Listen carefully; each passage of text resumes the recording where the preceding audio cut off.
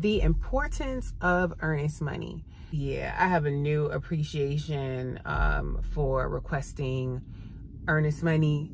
When you're representing the seller, when you're the buyer, you can try it, put in $500, $1,000, you could try it.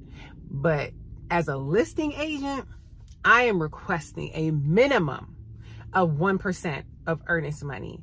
And, you know, we just do it because, you know, that's the norm, that's the standard, that's what you do. But I truly see a reason for it. You know, I'm out with some clients from New York looking for their, you know, next home. And I'm getting calls and texts and updates on a closing that was supposed to happen today. Then it was supposed to be pushed to tomorrow. And it's not happening. It is not happening.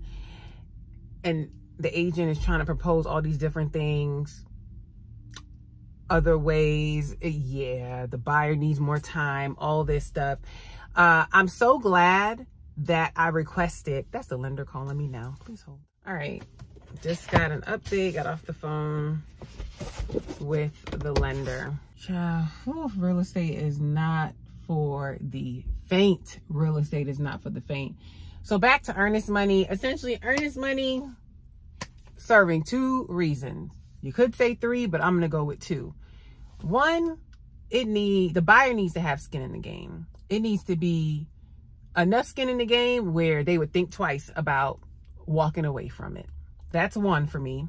And two, if things do go left, if they decide to walk, if the loan doesn't get approved, if anything comes up, that earnest money needs to serve as an inconvenience fee for the seller.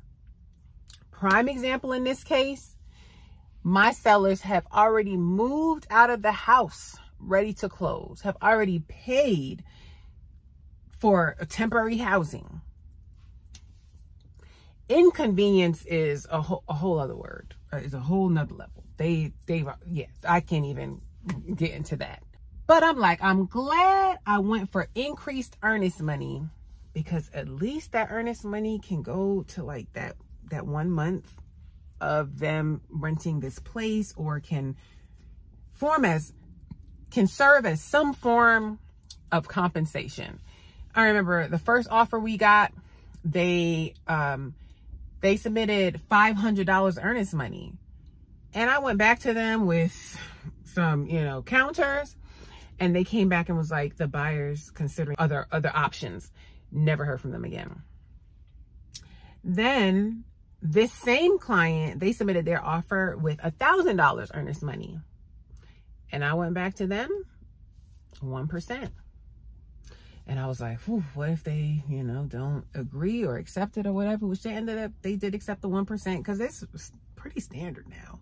But this is in like a different area. So I'm like, maybe it's not standard in that area. But they accepted it, and I'm glad they did, because now they took us all through the rigmarole, all that. I'm glad my sellers will keep their earnest money. I wish I would have got more for the inconvenience, but that is the important reason of why you need to do not skimp when you are representing a seller on how much earnest money you are collecting. It is all fine and dandy when it's good, but if it goes left, your sellers need to be compensated for their time, energy, effort, moving out, all that can come up during this process. So that's what today's video is about. Y'all send up a prayer for me in this transaction. I need to go have this conversation with my sellers. If you haven't done so already, buy my book, The Ugly Side in Real Estate, because despite what you see on reality TV shows and social media profiles every day, is not glamorous. We are not showing up to closing with nothing but designer labels, and we're not showing houses in 6-inch heels. And yeah, we're doing real estate over here, and that's what we talk about on this channel. Don't forget to check out the podcast. I'm signing out here. Have a positive, peaceful, and productive day. Bye.